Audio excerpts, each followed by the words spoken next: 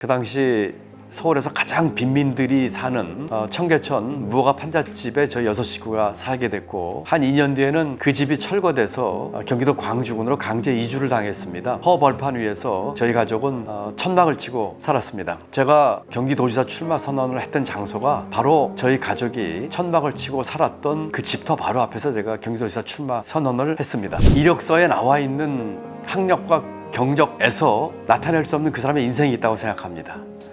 저희 어머니 무학이십니다. 그 청문회를 본 제 후배 어머니가 우셨다고 하더라고요. 어떻게 부총리 어머니가 무학이시냐고 그런 얘기를 했다고 하더라고요. 그런 어머니가 저는 자랑스럽습니다.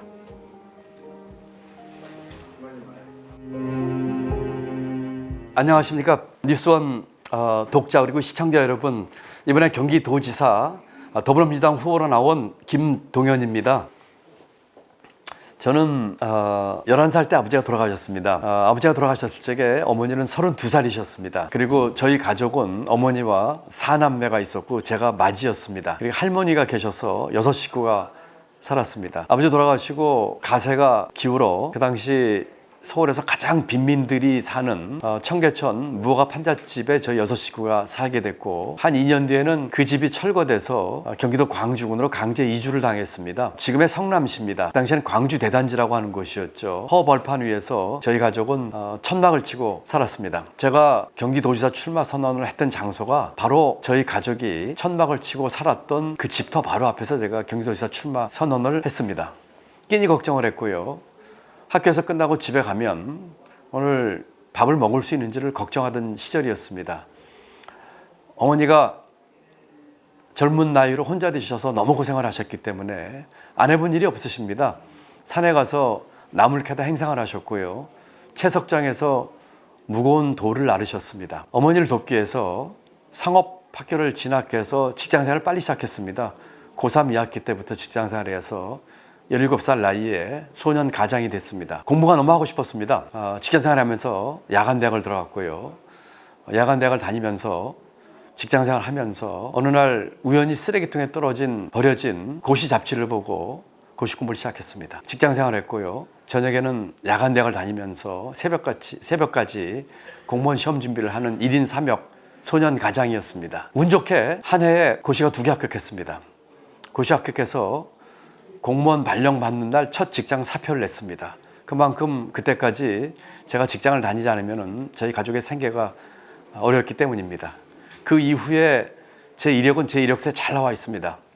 그렇지만 제 이력서 어디에도 공무원 되기 이전의 기록은 없습니다. 저는 이렇게 생각합니다. 이력서에 나와 있는 학력과 경력에서 나타낼 수 없는 그 사람의 인생이 있다고 생각합니다.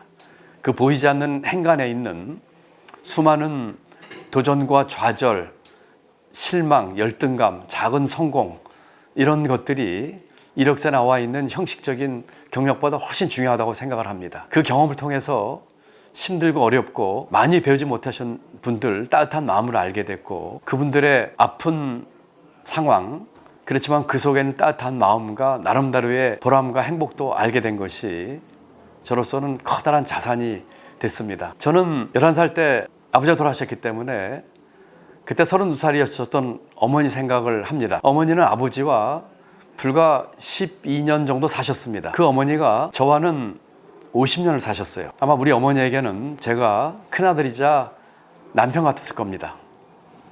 어머니에게 잘해드리고 싶었고 효도하고 싶었습니다. 많이 부족했죠. 그렇지만 어머니께 가장 효도했던 날이 하루 생각납니다. 아까 말씀드린 고3 2학기 어느 날 학교에서 제가 그때 은행 시험을 봤는데 합격했다고 하는 통지를 받았습니다. 그 당시에 저희 어머니와 저희 가족의 유일한 희망은 제가 취직시험에 합격해서 돈 버는 것이었습니다. 너무나 기뻤는데 집에 가면서 어머니 좀 놀라게 해드리려고 생각을 했어요. 어머니께 가서 떨어졌습니다라고 얘기를 하고 어머니가 실망을 하신 뒤에, 사실은 그게 아니라 붙었습니다 하는 거에서 놀래게 해드리려고 했는데 집에 가면서 보니까 안 되겠더라고요. 어머니가 너무 충격받으실 것 같더라고요. 그래서 가서 어머니께 합격했다고 말씀을 드렸습니다. 어머니는 그 얘기를 들으시고 벌떡 일어나시더니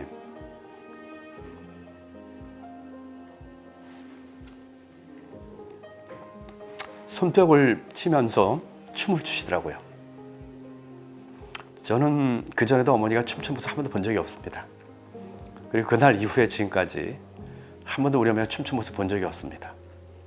그 이후에 제가 공무원 시험도 합격하고 또 고위공무원으로 장관도 되고 부총리도 되고 또 장학금을 받아서 미국에서 박사도 받고 했습니다만 그 이후로 어머니가 그렇게 춤을 추시는 모습 한 번도 본 적이 없습니다. 그날이 제게는 어머니가 가장 효도한 날입니다. 아마 앞으로 어머니 지금 이제 90이 다 돼 가시는데 아직 살아계시는데 앞으로도 아마 어머니 살아생전에 저한테 춤추시는 없을 것 같습니다. 그 후에 제가 뭐가 됐든 그때 어머니에게 그 효도한 것을 어쩌면 젊어서 세상을 뜨신 아버지도 하늘에서 보셨을지 모르겠습니다.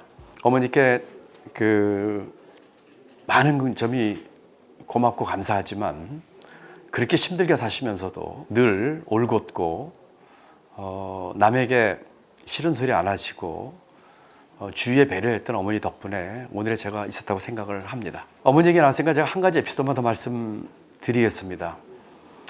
제가 부총리가 돼서 인사청문회를 했습니다. 제 인사청문회 때 제 개인적인 얘기를 가지고 문제가 됐던 것은 거의 없다시피 했습니다. 그러다 보니까 정책 위주의 이제 질의응답이 이어졌는데 야당 의원 중에 한 분이 이런 개인적인 문제를 가지고 제게 질문했습니다. 어머니 이름을 댄 저축 저금 그 은행 통장이 있는데 그 통장이 돈이 인출된 걸 보니까 저희 집 근처에서 인출이 많이 됐다고 하는 거예요. 어머니는 그때 과천 사셨고 저는 의왕에 살았습니다. 저는 경기도에서 30년 이상을 살았거든요. 가까운 데 사셨는데 그러면서 그 야당 의원이 이 통장이 차명 계좌인 것 같다. 우리 집 근처에 돈이 계속 인출됐다.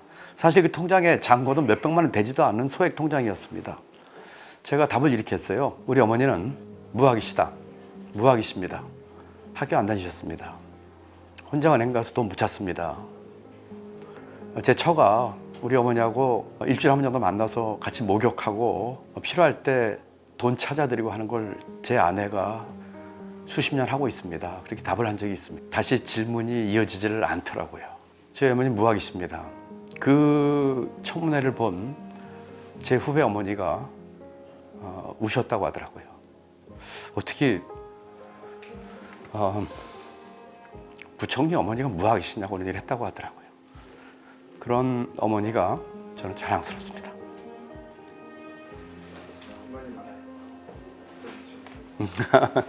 어머니에 대한 에피소드가 너무 많아서 제가 한 가지 더 말씀드릴게요.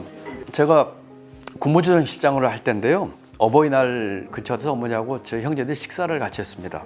어머니가 이런 얘기를 하시더라고요. 제가 고등학교 1학년 때 집이 어려우니까 이 국수를 많이 삶아 먹었어요. 그런데 그날도 국수를 이렇게 해주셔서 먹었는데 저녁에 제가 한 10시, 11시 돼서 공부하다가 나와서 어머니께 배가 고픈데 먹다 남은 국수 좀 없냐고 물어봤다고 그래요. 그랬더니 어머니가 다 먹고 없다고 그랬다고 합니다. 제가 제 방에 돌아가면서 혼잣말로 보리밥이라도 좋으니까 좀 실컷 먹었으면 좋겠다라고 들어갔다고 그래요. 저는 전혀 기억을 못합니다, 그 일을. 그런데 어머니가 그 얘기를 하시더라고요. 그 얘기를 듣고 그날 밤 한잠도 못 주무셨대요. 울면서 밤을 지새웠다고 하는데 그날 그 국수를 끓여가지고 저와 제 동생들에게는 국수를 주시고 우리 어머니와 할머니는 국물 드셨다는 거예요. 그러면서 그날 밤에 한 잔도 못 주무셨다 그렇게 얘기를 하더라고요. 제 동생들이 다 울었습니다. 저는 안 울었습니다. 저는 어머니 앞에서 이 눈물 보이고 싶지 않았거든요. 옛날에 저희가 어렸을 적에는 저희 어머니는 철인이셨어요. 한 번도 저희 앞에서 약한 모습이나 우는 모습 보여주신 적이 없습니다. 그런데 제가 조금 잘 되고 이렇게 한 뒤에는 어머니가 잘 우세요. 거꾸로 저는 어머니가 우시는 모습을 본 뒤로는 어머니 앞에서는 저는 울지 않습니다. 그날 그 얘기를 듣고 저희 동생들이 다 울었는데 저는 꿋꿋하게 눈물 흘리지 않았고 대신에 나와서 혼자 있을 적에 혼자 이렇게 울었습니다. 제가 그동안 쌓아온 경험과 경륜, 역량, 실력, 진정성 가지고 우리 경기도민을 위해서 헌신하고자 이번에 출마를 결심하게 됐습니다. 15살 소년 가장으로 끼니 걱정하면서 경기도에서 살면서부터 꿈을 키워왔습니다. 그 꿈을 이루게 해준 경기도에서 거꾸로 경기도를 위해서 헌신하겠습니다. 진정성 가지고 국가와 우리 사회로부터 받은 수많은 혜택들 꼭 되돌려 주겠다고 하는 그런 마음 가지고 열과 성을 다하겠습니다.